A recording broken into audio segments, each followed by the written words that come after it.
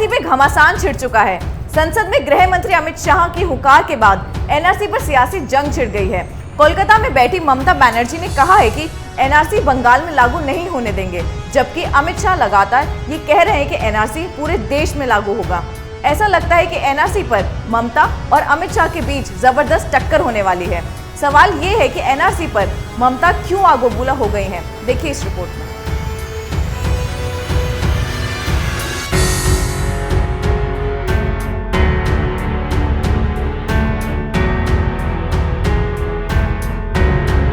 अमित शाह ने जैसे ही पूरे देश में एनआरसी लागू करने की बात कही तो देश की राजनीति में तूफान आ गया। कांग्रेस ने इमरजेंसी मीटिंग बुलाई, सेक्युलर पार्टियों ने विरोध करना शुरू कर दिया, तो पश्चिम बंगाल की मुख्यमंत्री ममता बनर्जी ने ऐलान कर दिया कि वो एनआरसी को बंगाल में लागू नहीं होने देंगी। कोई भी बंगाल में रहने वाले किसी भी शख्स की नागरिकता नहीं छीन सकता है।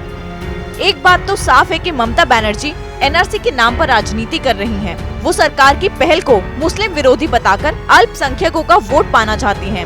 नोट करने वाली बात ये है कि सरकार सिटीजनशिप अमेंडमेंट बिल यानी कि सीएबी को लेकर आ रही है। सरकार ये चाहती है कि जो भी हिंदू, बौद्ध, जैन, सिख, क्रिश्चियन और पारसी शरणार्थी भारत आए हैं, उन्हें नागरिकता मिलनी चाहिए। इसलिए सरकार सीएबी लाकर हिंदू, सिख, बौद्ध, जैन, पारसी और क्रिश्चियन ये सारे धर्म के शरणार्थी जो धार्मिक प्रताड़ना के कारण बांग्लादेश, पाकिस्तान और अफगानिस्तान से आए हैं, उनको उस बिल के अंतर्गत नागरिकता दी जाएगी।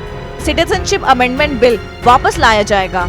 इसका एनआरसी से कोई संबंध नहीं है। मतलब साफ है कि एनआरसी और सीएबी दोनों अलग अलग चीजें हैं। लेकिन ममता बनर्जी बंगाल की जनता को भ्रमित कर रही हैं।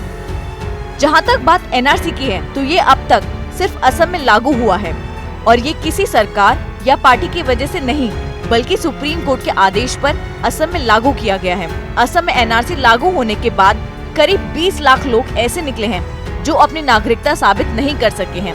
हालांकि उनके पास ट्राइब्यूनल में शिकायत करने और अपनी नागरिकता को साबित करने का मौका दिया गया है।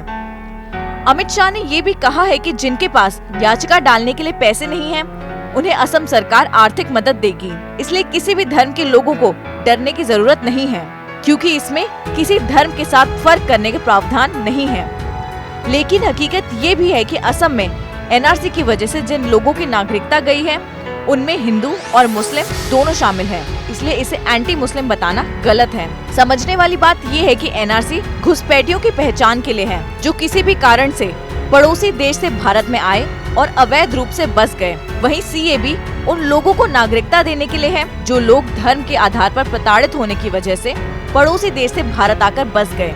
एनआरसी का धर्म से कोई लेना देना नहीं है। सिर्फ मामला भारत में आकर अवैध तरीके से बसे घुसपैठियों का है। उनका धर्म कोई भी हो सकता है, लेकिन सीएबी में धर्म प्रमुख आधार है। धार्मिक कारण से प्रताड़ित होकर पड़ोसी देश से भारत में बसे उन लोगों को नागरिकता मिलेगी जो गैर मुस्लिम हैं। लेकिन ममता बनर्जी बंगाल के लोगों को गुमराह कर रही हैं। वो इसे राजनीतिक मामला बनाकर वोट पाना चाहती हैं। ममता बनर्जी ने जब तृणमूल कांग्रेस की स्थापना की थी, तब उनका सबसे बड़ा मुद्दा बांग्लादेशी मुसलमानों को पश्चिम बंगाल से बाहर करना था।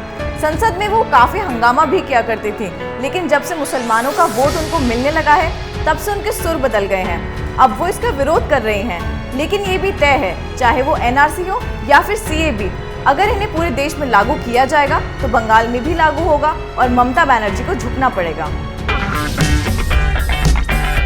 अगर आपको हमारा वीडियो पसंद आया हो तो इसे लाइक करें, हमारे चैनल को सब्सक्राइब करें और हाँ, बेल आइकन दबाना ना भूलें, ताकि आप तक हमारे वीडियो की नोटिफिकेशन पहुंचती रहे। आप अपना सुझाव हमें कमेंट बॉक्स में दे सकते हैं। हमारे साथ जुड़ने के लिए शुक्रिया।